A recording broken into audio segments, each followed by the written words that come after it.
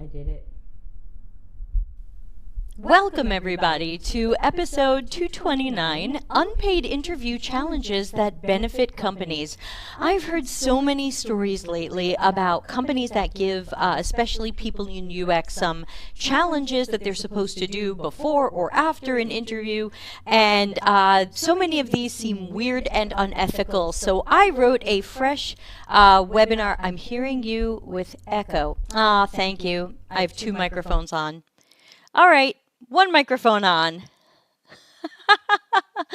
Hi, good to see Steele. That's been years.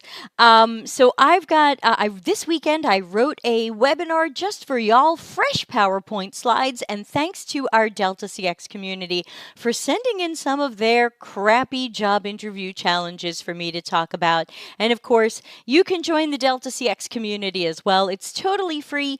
Start at patreon.com/CXCC, and thanks to all of our paid Patreons, but we also have free Patreon tier because that will cut through all of the algorithms and we'll be able to connect more directly.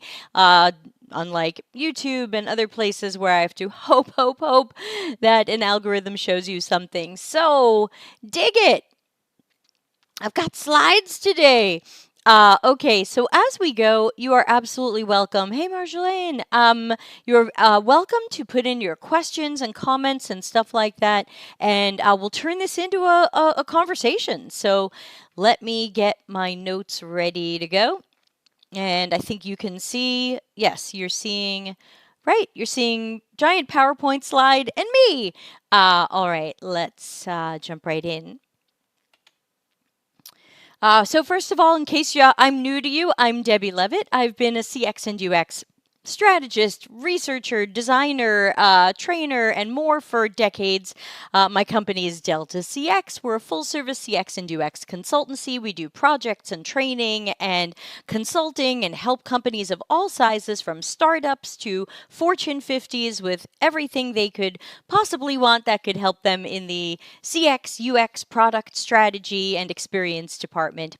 Note that I often say CX and UX interchangeably. I think that when they're done well, they're pretty much the same thing. And I don't want to die on the hill of who's a customer, who's a user, but I don't think this presentation is going to go too far into that. And I like to also mention clients like to call me Mary Poppins because I fly in, fix everything I can, sing a few songs, and fly away to where I'm needed next.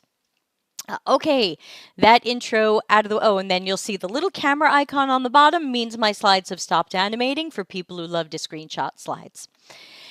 All right, so first of all, I've got to say, I wish I could tell everybody to refuse to do unfair or unethical interview challenges, but I recognize that in difficult times and when there aren't as many available jobs as there used to be, we might decide that we're going to give 100% to every possible job that will consider us.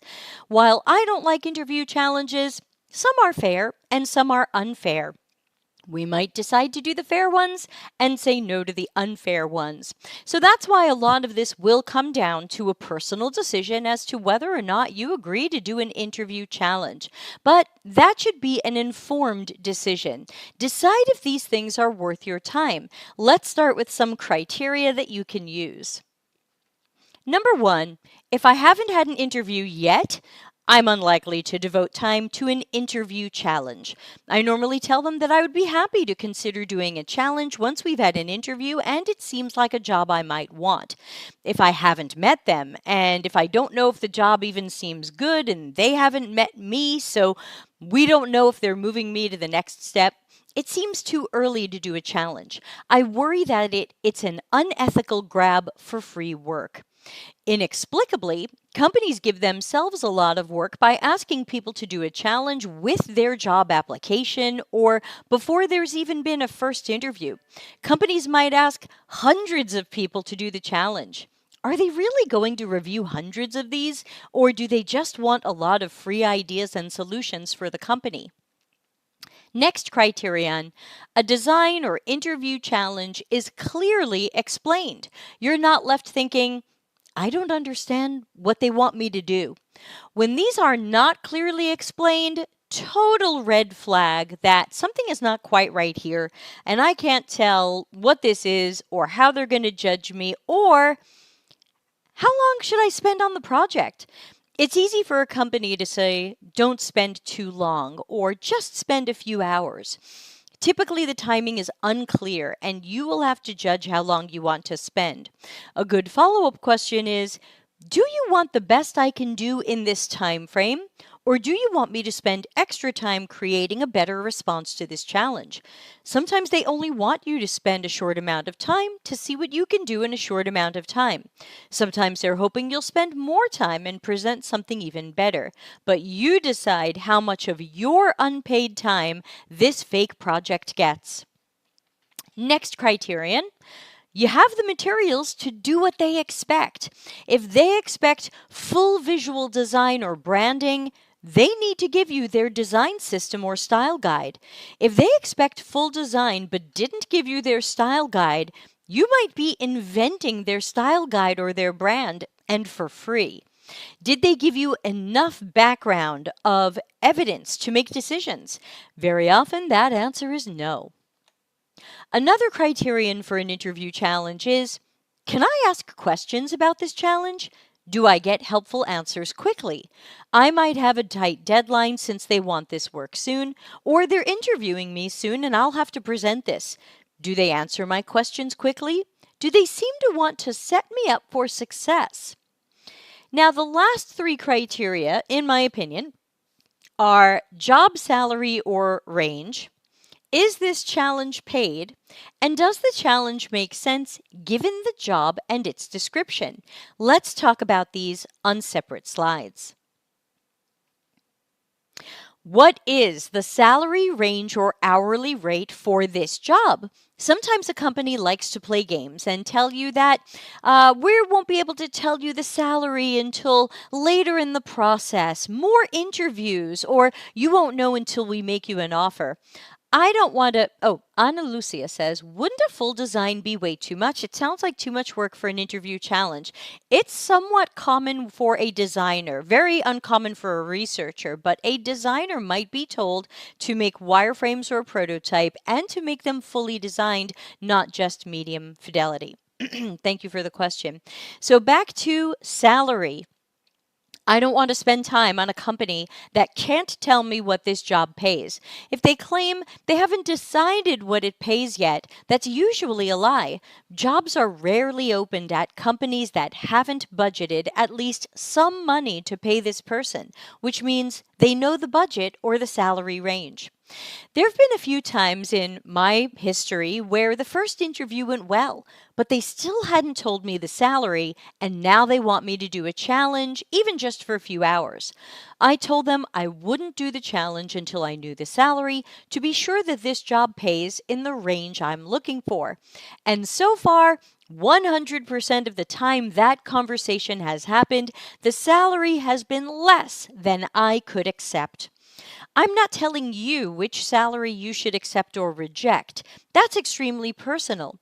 But I am telling you that you might not want to bother with a design challenge until you are sure the salary is good.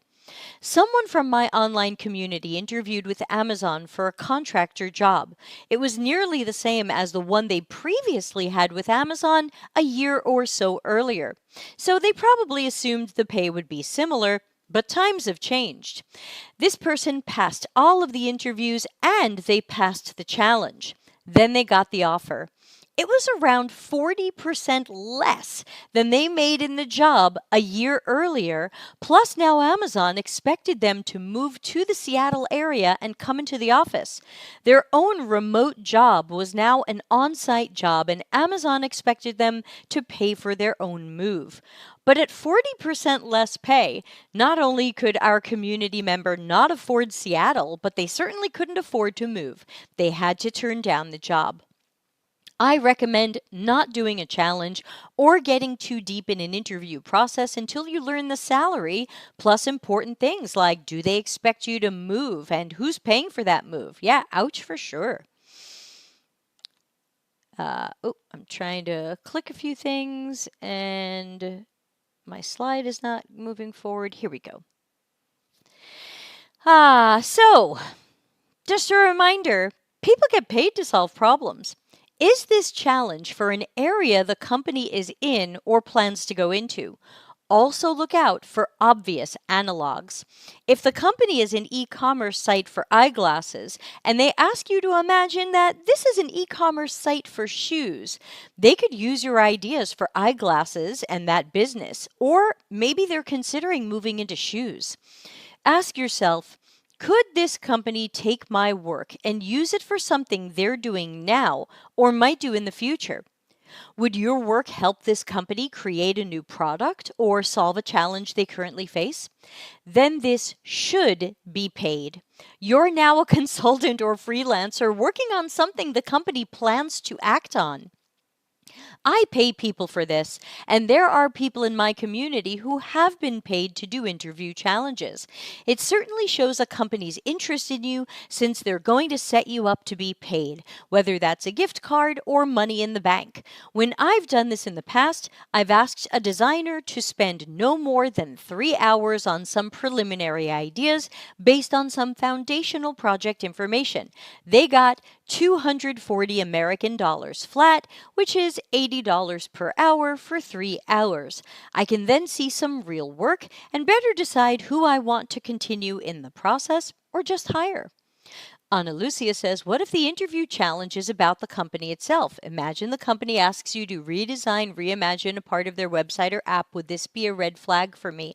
Absolutely. That's totally what I'm talking about. I'm talking about anything that we know will help the company or could possibly help the company. And we've got some examples coming later. So stay tuned. We've got, 20 slides. I'm on number 6. There's more to talk about today. This webinar might run a little long.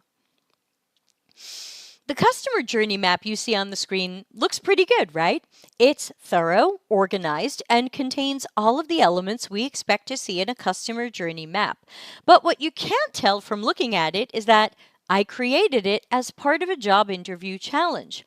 I was asked to create a customer journey map using whichever persona I would like, taking whatever journey. I couldn't believe my eyes, so I asked if they were sure that they really wanted to see any persona taking any journey. Yes, they did. And I asked if they understood that I would be making a fake journey since I won't have done any research and I'm not working from any real data. They said, yes, that's fine. So I grabbed a persona I made in 2014 when my company did a research project on how people with Parkinson's disease use fitness trackers, and I pretended that Community Carry is shopping for renters insurance. The persona is real but didn't come from an observational study on how people shop for renters insurance. The journey is completely made up and the persona is outdated and irrelevant. This challenge makes no sense. They're only judging my ability to throw real information or completely fake, made up shit into a template. They're not going to learn anything about my process, thinking, or skills. How do you judge my work here? Is this a good map? It looks good, but is it really good? Would it be actionable in our workplace? This challenge made no sense, and although I did it, I have to admit that I no longer wanted to work at that company. It made me concerned that this team guesses at customer journey maps and then doesn't have much power to take action. A better test of my skills might be to ask me how I would create a customer journey map, including any research I think should be done. Then they can learn if I throw assumptions into a cute template or if I have more of a thorough process based in quality. Now let's go to some examples. Thanks to our Delta CX community for sending some examples of job interview challenges. We won't name who sent them in, but we just might name some of the companies. A company called CityMapper expects you to solve their company problems in the job application. Really? Really? Congratulations! This essay question says, suggest an improvement to our current app. The goal is to get a sense of how you think and generate a first conversation. No, it's not. No, it's not. The goal is to get free ideas from people. This also implies that you've downloaded their app, possibly created an account, and spent some time using it. That's quite an investment when you haven't had an interview yet. This doesn't fit any of our criteria. We might not even know the job salary. This company can definitely take everybody's ideas and run with them. You might not even get an interview, and yet you've given them some free consulting. If the company treats candidates like this, what might it be like to work there? Would you want to work there? This company also can't really know how I think without giving me more information. Who is the target audience? What do we know about their tasks in the app? Other than obvious app mistakes like dead ends and poor accessibility, it's hard for me to know what should be improved without working from good research. I would stop this application here. Or if I'm feeling spicy and it's an otherwise short application, I would speak my mind. I would tell them this. I would tell them this is considered unethical and that companies pay me to solve their problems and improve their app. Marjolaine says, if you decide to submit a task, does including all rights reserved protect your work from being used? Probably not. 2 reasons. Number 1, all rights reserved is standard American language associated with copyrights. Are you saying that your work holds an American copyright? Maybe yes, maybe no. Is this company American? Do they care about American copyright laws? Second, you have no contract with that company. If I walk up to you and hand you a piece of pizza and I walk away, you might think, this is now my pizza, I can eat it. I can't come running back over and be like, wait a minute, that's my pizza. I never said you could really have it. And it's like, but you gave it to me.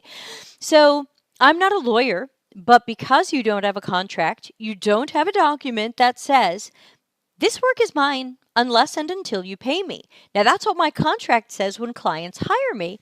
If my client does not pay me on time and appropriately, they don't own the work. I legally own the work because they signed a contract that says so. You haven't signed a contract here. So you can't just say copyright Debbie Levitt and expect someone to care or take that seriously. How would you prove later that you submitted the job application, that this was your idea, and that they used it? Then you have to take them to court. What's that going to cost you? So it's very unlikely that this protects you the way you might think. And then you have to ask, am I really taking this company to court?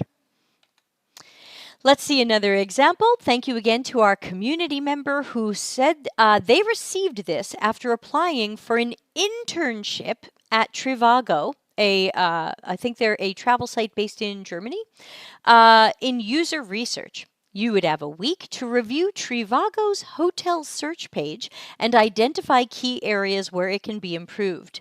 You should prioritize your findings and define a research plan for how you will investigate your top priority findings. In your plan, you should answer why you wanted to tackle a particular issue, how you want to investigate it, how you will support a redesign, and how you will evaluate the design.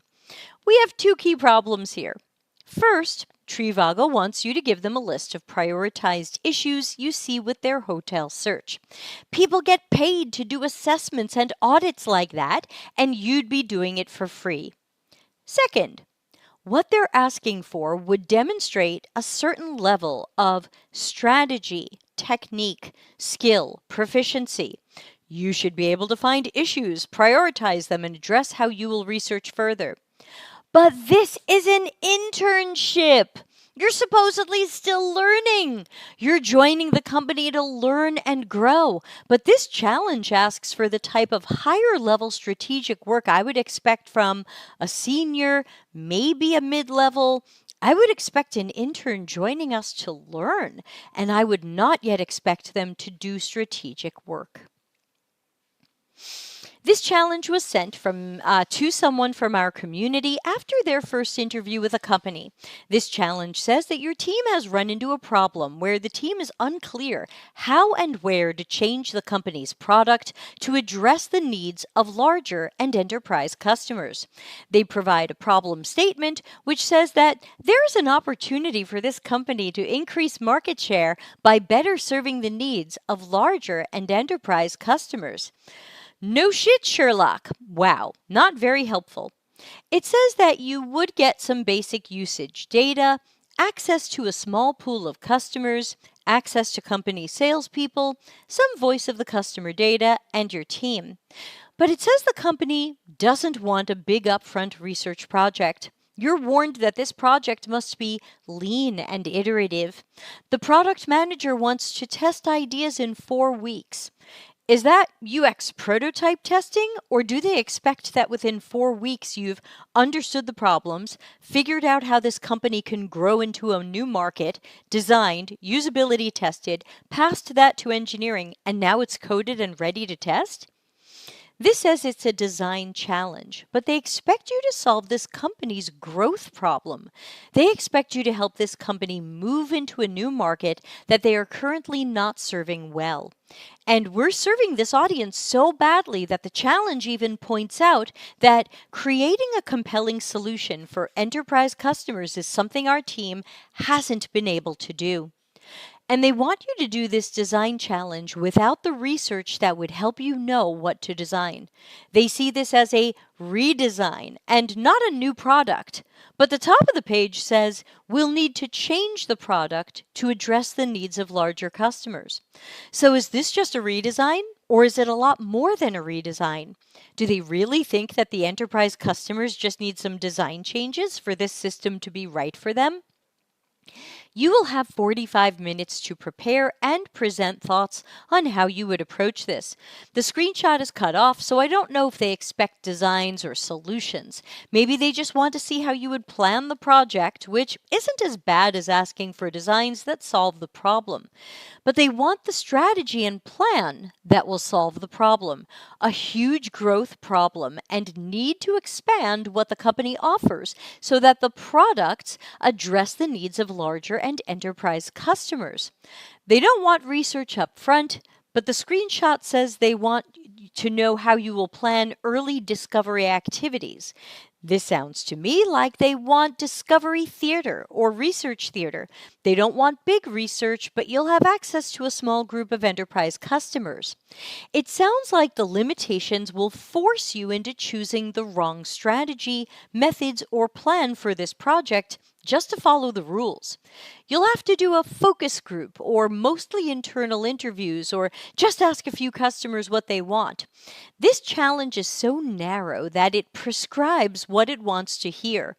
It would have been better if they saw what you suggested without those limitations. They can always ask you during the interview how you would change the plan if you had less time. Did you catch all of the red flags? If I did this challenge, I would ignore that they don't want early research and I would be planning the project they should do. Expanding into a new market is a huge strategic undertaking for a company.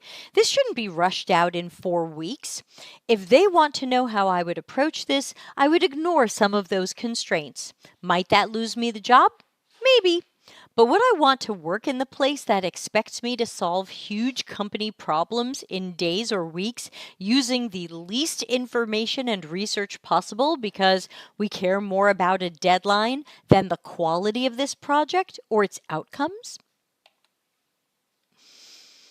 This is from Lego. Yes, Lego! This design challenge was given to someone from our community after the first interview. The challenge tells us that customer support spends a lot of time helping people order missing bricks. They need to figure out which brick people are missing and then complete the order for it. Your challenge is to create an application for missing bricks. They want to know your thought process, methodology, tools, and resources. After presenting the problem and your process, you need to demo your solution. So you need to build an app prototype or wireframes based on 2 or 3 pain points you will solve or improve. I hate that it's solving a real problem for a company with enough money to pay people to solve problems. It's also unfair because you know so little. What do you know about the current process and platform? Where does it work and where does it fail? What do you know about the users? Is this really a service design project masquerading as UX or product design? Since this is an internal application for customer support, what do we know about support's task? What do we know about the experience from the perspective of the customers and end users? I think this challenge would be fairer if it didn't include designing the solution. I would love to hear how someone would approach this project, but without guessing at possible designs for an internal application, especially one that has to replace an existing internal application. Ana Lucia says, so, we want to move into a new market, but we aren't willing to research more about it. We just want to redesign because it should fit everyone's needs. Great. I'm really seeing that working. Yeah, that was the previous one. And I agree, so many red flags. After 2 interviews, someone from our community received this project. It appears to be something that this company could actually use since it relates to their products. The job is for a researcher, and they have 2 exercises for you. The first says that you should create a high-level methodology framework for testing VPN products. This methodology will be given to content writers so they can research individual products, better learn about them, and write with authority. They're going to write reviews based on your research methodology. I would probably have some questions here. Are they actually asking me to create a method that writers can use to better understand the subjects they're writing about? Did our writers not have a way they do that now? Are they bad at it? It's hard for me to know how to fix this problem without understanding it better. But chances are you're helping this company solve a real problem their writers are having, and you won't be paid to do it. The second exercise asks for a step-by-step format for how you would research a particular tool, in this case, Monday.com. Your research findings would be given to writers so they can create a trustworthy, unbiased, and authoritative review of the product. Hold on. This doesn't sound like traditional CX or UX research work at all. This sounds like you feed information to writers so they can create content. You're not working with users. You're going to use a particular tool, even if you're not the target audience, and help writers write a review of a product they might not have even tried and might not be the target audience for. You may or may not want this job. Read these challenges carefully, as they sure will give you a preview of what your job will be like. Yeah, Ana Lucia says, why are they asking a researcher to create a methodology for writers instead of asking an expert writer? Another good question. Always the good questions here. So, wrapping up with a handful of additional slides. Unfortunately, the odds are against everybody right now. It doesn't matter if this is your first UX job or your 20th UX job. The odds are against everybody right now, even just from the numbers. With so many people laid off, the number of people applying to a single job is higher than ever. The more people apply, the less of a chance any of us applying have to even get the application noticed. The most qualified person might be application number 800, but the company might never see it since they might stop looking at applications after the first 100. We must consider the best uses of our time.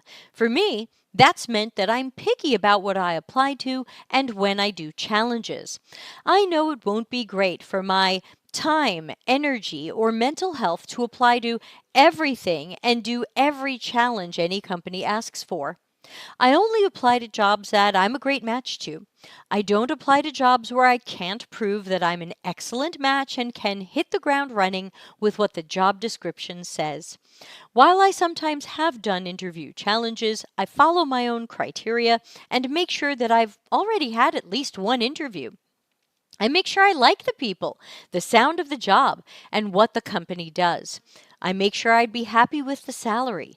I don't want to spend hours on something to learn later these people can't pay me even the minimum of what I would accept. I also usually ask questions about the challenge and I expect clear answers. Where I have received unclear or sad answers, this tells me a lot about the company. I might withdraw from the interview process if it seems bad enough. Marjolaine says, wow, I thought I received poor tasks, but these are worse in sense of scope and understanding of internal business processes and knowledge. Yeah, I got a lot more examples from people than I ended up using, so those are the only ones I'm showing today, but thanks to everyone who sent one in, and you know who you are. And this goes back to this slide goes back to Marjolaine's question earlier. I hope I'm pronouncing your name okay. Some job interview challenges ask you to solve a real company problem or a fake problem that is bizarrely similar to something this company does or plans to do. I've heard many stories privately and seen posted to LinkedIn where someone did the challenge, provided a design or solution, the company didn't hire them, and months later, they saw their design or solution being offered by this company. They never got paid for that. Remember that unless you signed a contract or agreement giving you rights or ownership over your ideas, you might not have a lot of rights. Sure, you technically own this, but are you really going to take them to court? How are you going to prove that was your idea and they didn't happen to also have that idea? And it's technically not a crime for the company to use ideas you willingly gave them for free. Nobody held a weapon to you and made you solve a company problem. You did it willingly and you gave them free advice, methods, suggestions, or solutions. Those are now theirs and they can use them even if they don't pay you. You have no contract with this company, so you can't say you own these ideas until they pay you. If you don't want a company to use your idea for free, you'd have to not give them that idea. Or you need a contract governing what you get paid for and who owns your ideas. Marioline? Marioline? How's that? I'm trying to pronounce friend of the show's name. Marioline? Help. I'm bad with every names of every country. And sometimes there's no job. I think we've heard stories about this where people have interviewed and interviewed or applied and applied or done challenges and magically nobody seems to get the job. The job is reposted. And isn't it suspicious when a company posts a job, they get 200 applicants, and then just a couple of weeks or months later, they post the job again? Did they really not find a single qualified person among hundreds? Is that job really still open? It's possible, but what if this company has decided that fake jobs are a fun way to get fresh ideas? Someone will approve that unethical idea because they'll say, hey, these people are freely giving us this work. We didn't force them. We have no contract with them. If they want to give us these ideas, that's their choice, and they're free to do so. And you're free to say no. How a company treats you during the interview process is a sign of how you will be treated at this job. You're on your best behavior for the interview. They're on their best behavior. They want to make a good impression. And if their attempt at a good impression is to treat you poorly, play games, steal your ideas, etc., then you don't want to work there. Or you can continue the interview process and possibly work there. But then don't be surprised later when they continue these types of behaviors. You got the early warning signs.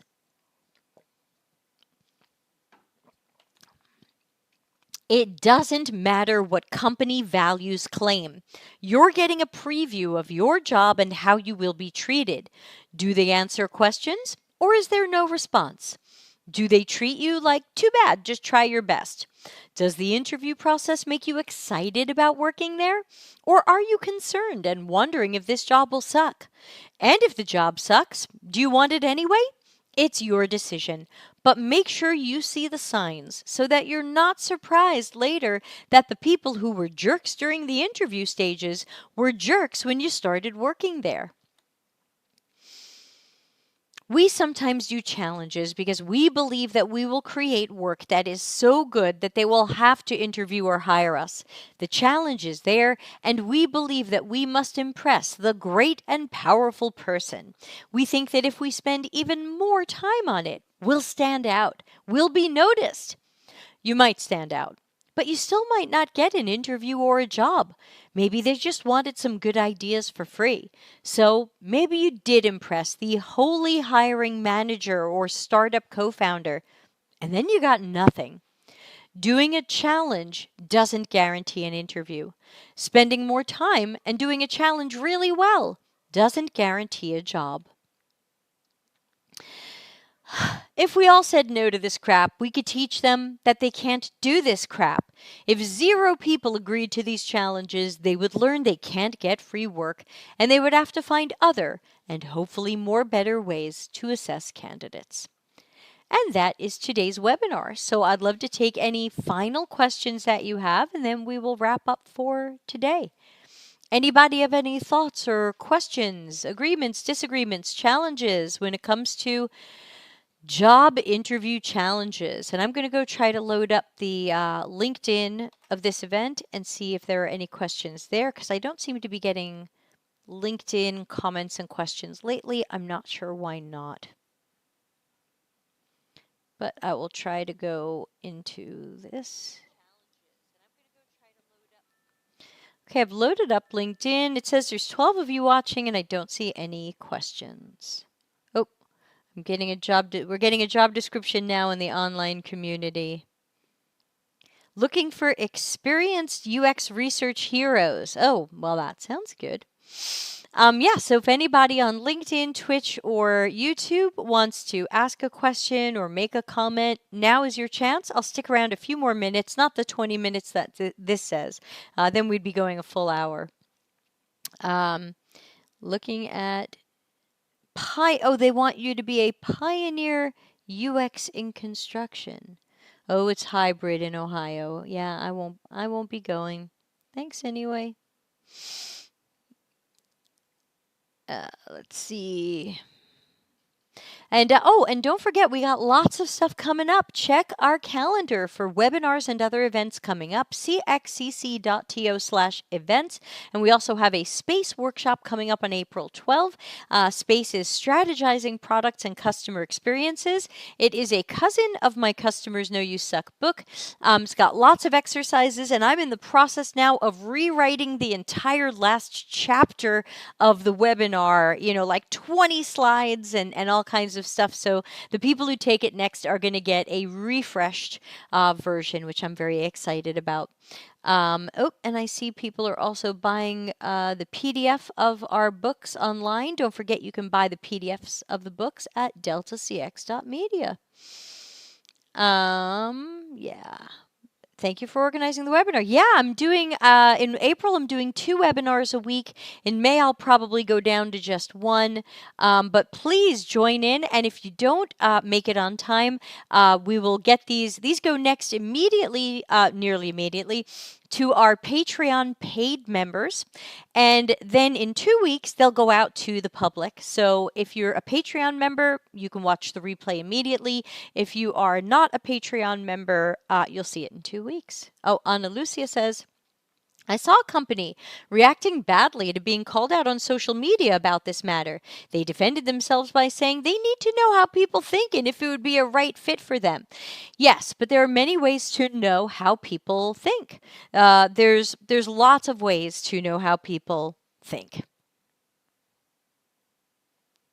I mean, this is a conversation that's been going on for years, if not decades. There's many ways to find out how people think. You can ask people questions about their craft. You can ask them about past work. You can have them walk through a portfolio project. You can ask them how, okay, you did it that way, but what would be a better way to do it? And see if they know how to improve their own work. You can ask them about their process, especially given how many people love to post to LinkedIn that there's no UX process. You can stand out right away by having a process that you can explain. Oops, I forgot to put comments up on the screen. Where's my mouse? Here we go. So, yes, and thanks always to our Patreon members. So, yeah, there are many ways to know how people think. Certainly, interviewing people would be a great start. And that way, you're sure you want to move forward with them and you're sure you want to review a challenge from them. Steele says, with Glassdoor compromised, and yes, Glassdoor is very compromised, what do you think the best way to inform other designers about unethical challenges or hiring practices? Um, I think that that's tough, only because it depends on your personality or culture. With me, I'm a call people out kind of person. So, thing one, did the company make you sign anything that says this challenge is confidential? Probably not. That means nothing stops you from sending it to me, posting it to LinkedIn, writing a blog post about it, writing a Medium article about it. Nothing stops you from doing that. Can you name the company? You can name the company. Is it bad to share this challenge publicly? It could be. The company might say, oh, now we can't surprise people later with this challenge. Somebody shared it out. Um, and they might not like that you did that. So it really depends how you want to share that out. I think it is important to call these companies out. You could also anonymize it. You could say, hey, look, I got this from a famous Danish toy manufacturer. Are they Swedish? Yeah, the repercussions, I don't think anyone could sue you because you never signed confidentiality for anything, so that no one can say you breached confidentiality, but someone might not like that you shared that, and people who interview you later might say, oh, this person's probably going to post something publicly. So I agree that we probably do need some sort of anonymized Glassdoor type of thing where we can do that.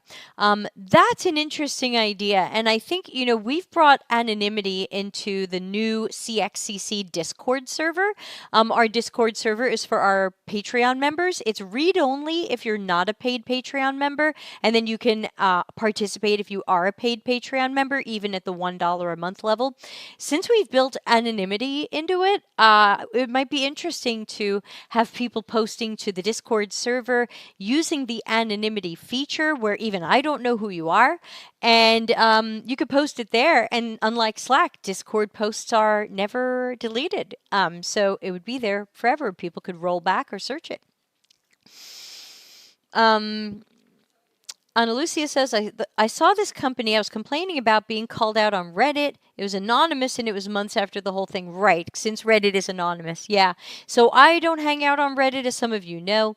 But yeah, I'll make a note. Maybe we can make a, talk about shitty interview challenges. Let's write this down. Discord, anonymous. And this would be our CXCC Discord. If you're on our Delta CX Discord, thank you. But the anonymity system is built into the CXCC one. So let's see. Interview challenges. That might make a very interesting channel in our Discord. Steele asks, what are your views on time-boxed whiteboard design challenges? I generally don't like these, and I generally don't do them or make people do them because, again, I don't think I'm really going to learn what you're capable of.